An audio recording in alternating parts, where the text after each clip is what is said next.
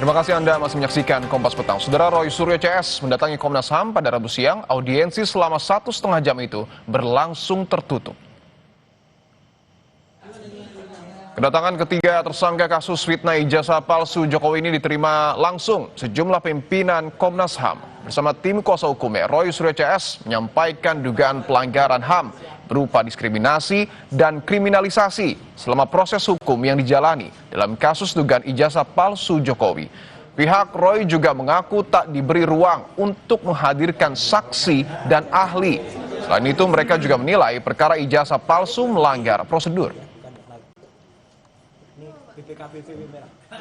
Yang termasuk yang di-highlight adalah ketika status kami naik menjadi tersangka, kemudian kami kena cekal, kemudian kami kena wajib lapor.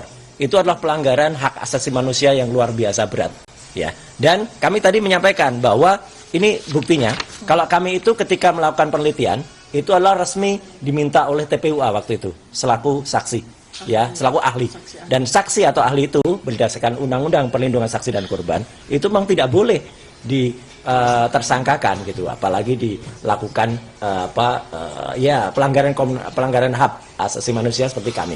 Tadi Komnas HAM memastikan dari 2 gelar perkara yang diselenggarakan, baik di Mabes Polri maupun di Polda Metro Jaya, semuanya mencatut nama Komnas HAM. Sekali lagi saya ulangi, semuanya mencatut nama Komnas HAM. Komnas HAM tidak menyatakan atau tidak hadir, bahkan tidak setuju dengan keputusan itu. Jadi tidak ada persetujuan Komnas HAM, tapi selalu dikatakan kami sudah persetujuan Komnas HAM. Jadi sekali lagi, tadi langsung dari Bu Anies, langsung dari Pak Prabianto, Ketua dan Wakil Ketua, bahwa semua hasil kepolisian itu di luar tanggung jawab Komnas HAM.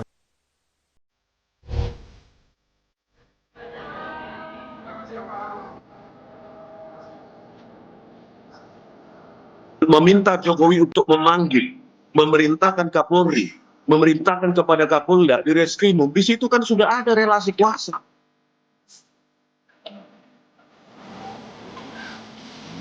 Pak Jokowi tidak penting bahwa harus ada perkataan maaf, tidak. Datang selesai, inilah namanya diplomasi tingkat tinggi.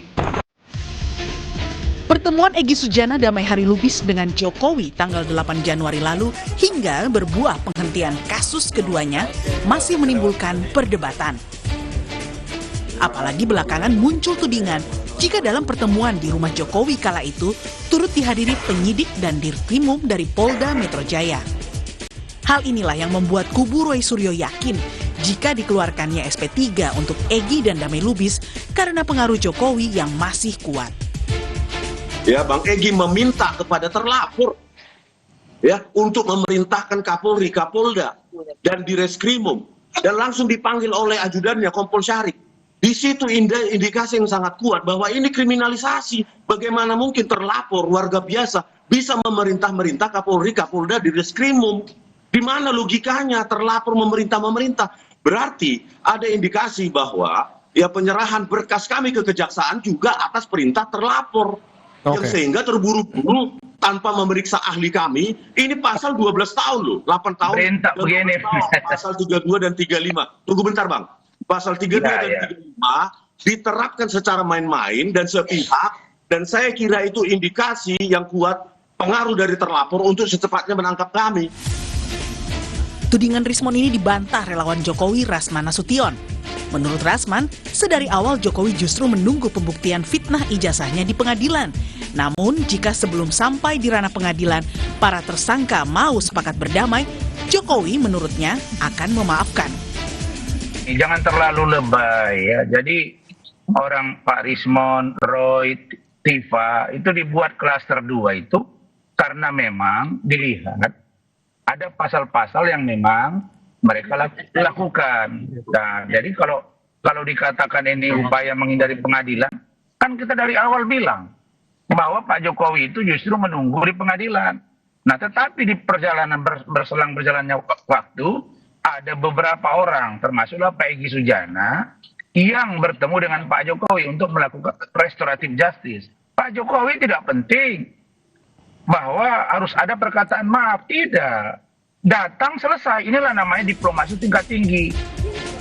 Sebelumnya, Egy Sujana mengaku jika ia datang menemui Jokowi di Solo bukan untuk meminta maaf, melainkan meminta Jokowi yang diyakini masih punya pengaruh yang kuat agar memerintahkan Kapolri hingga Kapolda Metro Jaya untuk menghentikan perkara yang menjeratnya. Saya datang bukan untuk minta maaf. Saya minta perintah Kapolri kepada Kapolda, Kapolda kepada Dirkrimum, cabut cekal saya dan SP3-kan saya. Dia langsung reaksi. Pak Sarip, ajudannya, panggil polisi. Nah, saya baru tahu di sana ada polisi, bukan saya didampingi polisi. Mengenai diterbitkannya SP3 kasus Egy dan Damai Lubis pada 16 Januari, Kabid Humas Polda Metro Jaya Kombes Budi Hermanto membenarkan jika penghentian perkara dua tersangka tersebut berdasarkan hasil gelar perkara khusus untuk keadilan restoratif. Budi menambahkan, gelar perkara khusus dilakukan setelah adanya permohonan dari para terlapor dan tersangka serta mempertimbangkan terpenuhinya syarat keadilan restoratif sesuai ketentuan yang berlaku. Upaya Roy CS untuk membuktikan penetapan tersangka terhadap mereka tidak tepat terus diupayakan. Terbaru, Roy CS membawa 3 saksi ahli yang meringankan ke Polda Metro Jaya.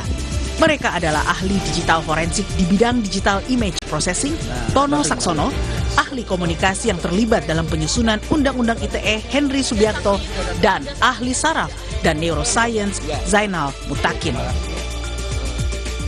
Tim Liputan, Kompas TV.